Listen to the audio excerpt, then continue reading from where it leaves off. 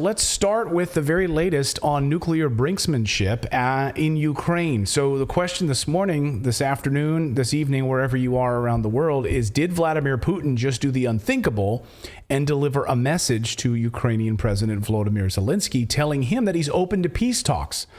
Talking peace, ending this war. Well, he kind of did it in a roundabout way. Now, because Zelensky won't talk to Putin directly, Putin had to send a message through an intermediary yesterday during a press conference. Umaro Mokhtar Sissoko Embalo, that is who you're seeing there on your screen, shaking hands. He is the president of Guinea-Bissau. He's shaking hands with Zelensky. And during this press conference, he asked him to convey a message to Zelensky about the importance of direct dialogue between Moscow and Kiev. And he said during this press conference, and it was actually posted on Zelensky's Telegram channel later with subtitles. There they are in this press conference. It caught everyone by surprise, by the way. This was not like a planned moment. But he said, "My dear brother, yesterday I was in Russia with President Putin, who asked me to give you a message, to talk to you, considering that a direct dialogue is very important for our future joint actions." And before this meeting with Zelensky, Embalo told journalists that he found Putin to be very open to negotiating with Zelensky and that he was looking forward to conveying this goodwill to the Ukrainian leader.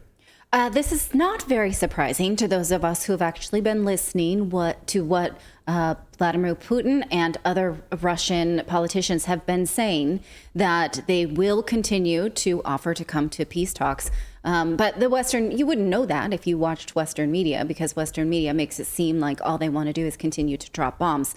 But he said it in the speech when he announced the mobilization of 300,000 additional troops. He said he's been continuously willing to come to peace talks.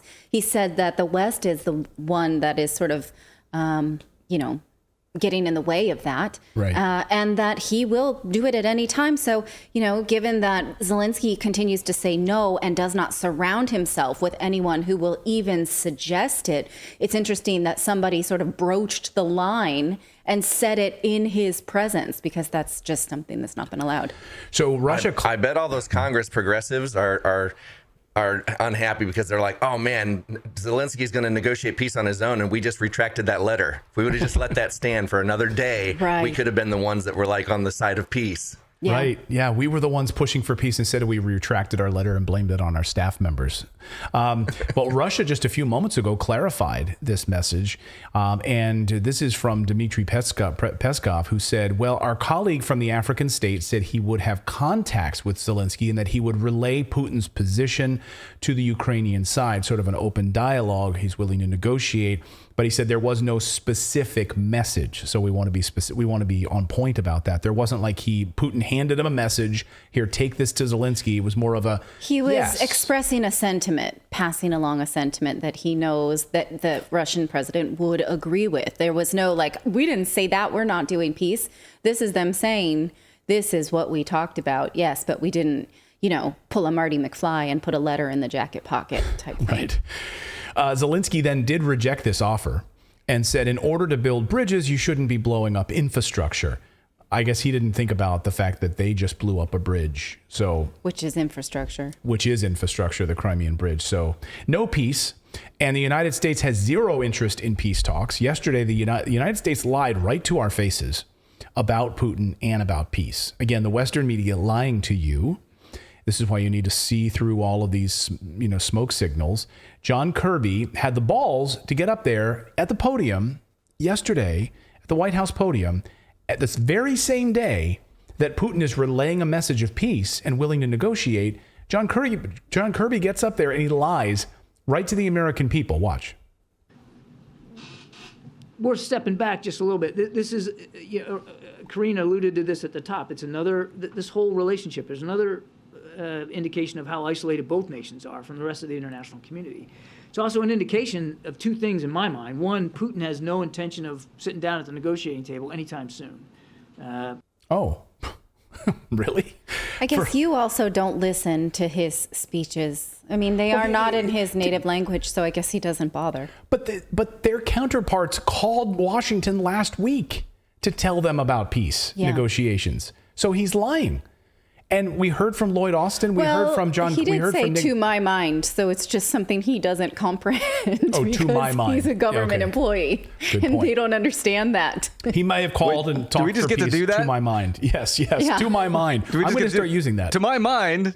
Yeah, to my mind, gravity doesn't exist. So To I'm my flying mind, away, guys. I'm going to do that when our kids are like, to my mind. Or when a creditor calls, to my mind, I don't owe this bill. Right. You might think so. You were speeding. Now, to my mind, I wasn't. Can I get out of the speeding ticket? To my mind, I was not. Thank you, John Kirby. Now, meanwhile, Caitlin Johnstone, of course, who's one of the biggest advocates for peace in the world, and she takes so much hate for it. We're huge fans of her writings here on this show. Caitlin Johnstone tweeted this. She said, Putin is responsible for Putin's decisions. The U.S. empire is responsible for the U.S. empire's decisions. Putin is responsible for deciding to invade. The U.S. empire is responsible for the mountains of well-documented aggressions which provoked that decision. This isn't complicated. And then she goes on.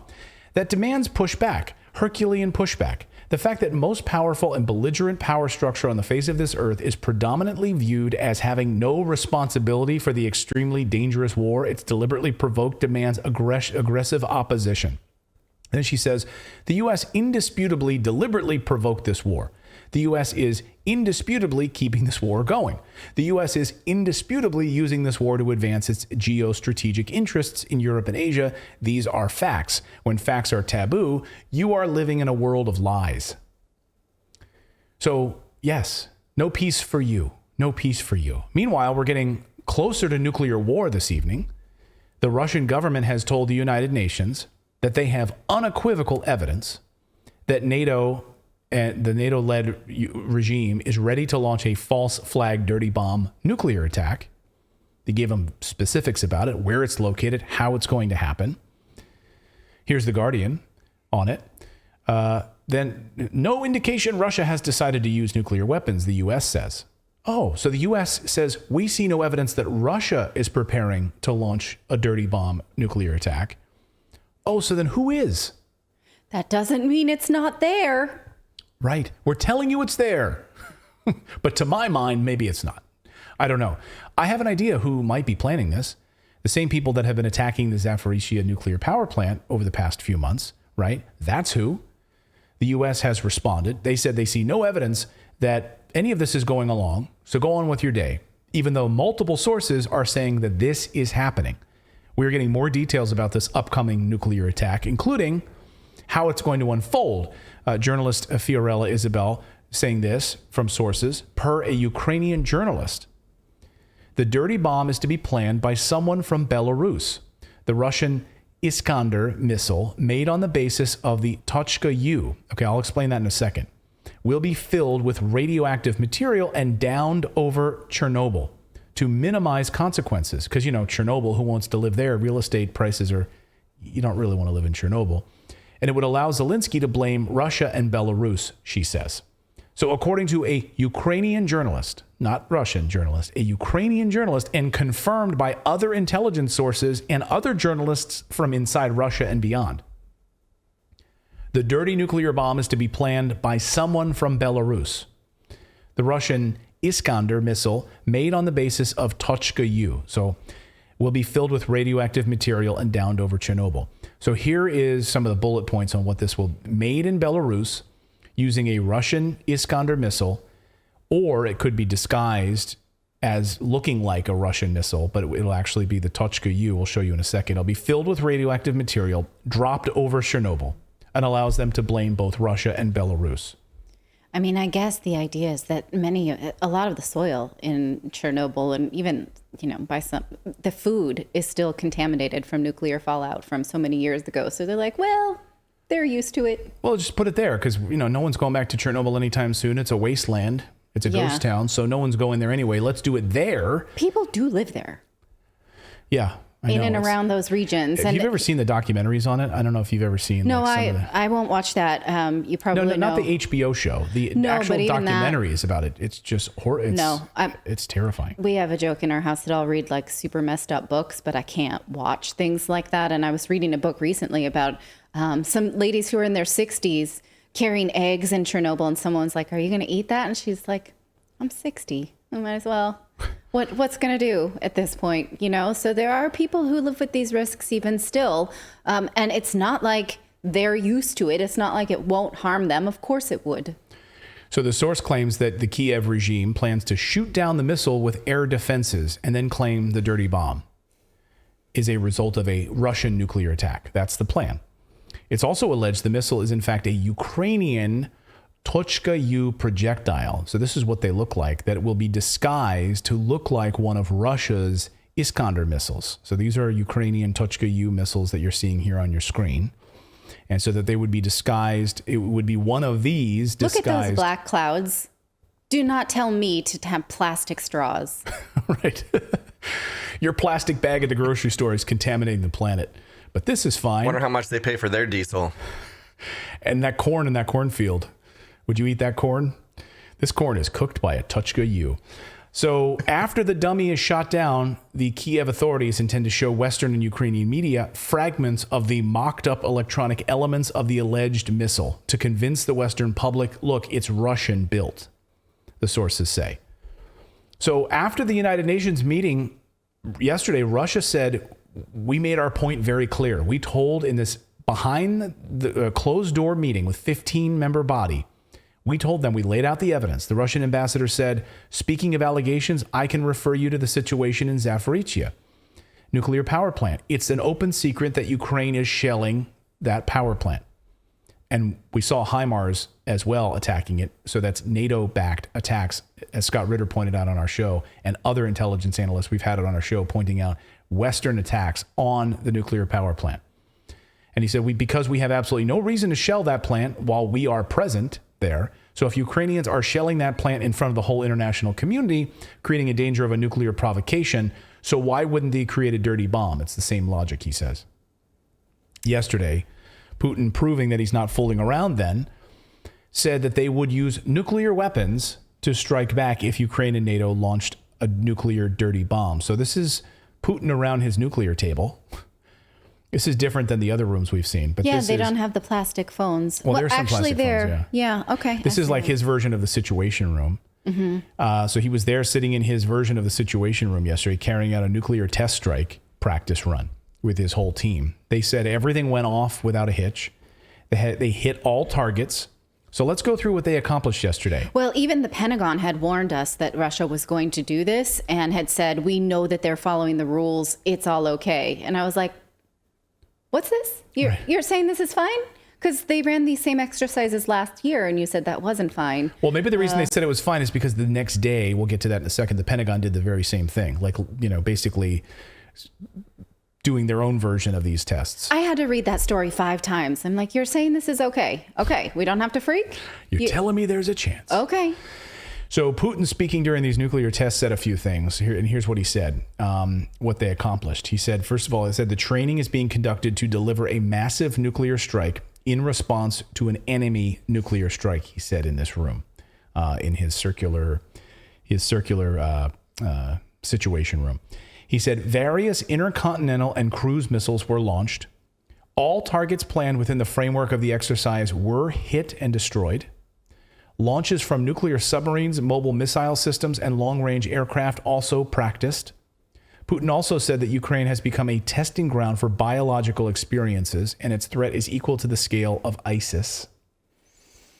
Putin reiterated Russia's aware of a dirty bomb plan, and reiterated that again yesterday. Putin also said this conflict for potential nuclear fallout and conflict in the world right now is very high. Very high. Those are Putin's words on nuclear conflict. Very high. I don't like those words. So the U.S. in response, you think, okay, maybe now's the time for peace talks.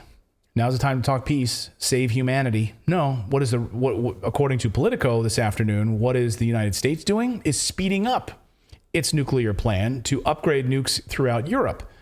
Lloyd Austin speaking yesterday, the United States has accelerated the fielding of more accurate versions of its mainstay nuclear bomb to NATO bases in Europe, so sending more nukes to Europe. According to United States diplomatic cable and 2 people familiar with the issue, the arrival of the upgraded B-61-12 airdropped gravity bombs were originally slated for next spring. They're now being planned for this December, just in time for the holidays. Like, this is their Santa Claus version of delivery. This is what the Pentagon does. Oh, with a bow?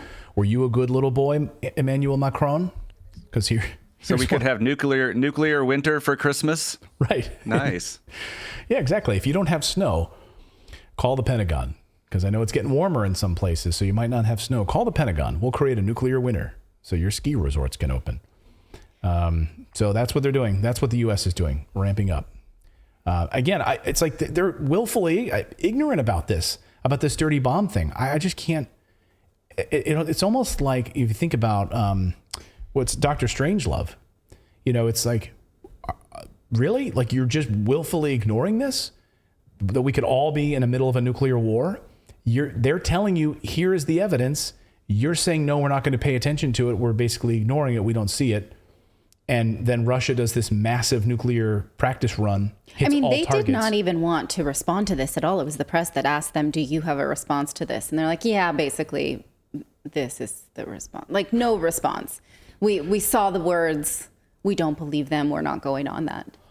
We'd rather hold meetings at the White House with, I don't know, on woke activists. I mean, again, it's much like the Nord Stream pipeline when Russia said, hey, we got to keep an eye on them, what they're up to. They've said they don't like this and they won't let it go forward. Then it's actually bombed and they try to blame Russia for it. And they're like, how does that make sense? Come on. They just sort of, they bank on the fact that you're too stupid to follow this narrative. Yeah, and we're not apologizing for anything. What we're saying is peace now, regardless of where we are in this. Like, okay, you did this, you did that. It doesn't matter at this point.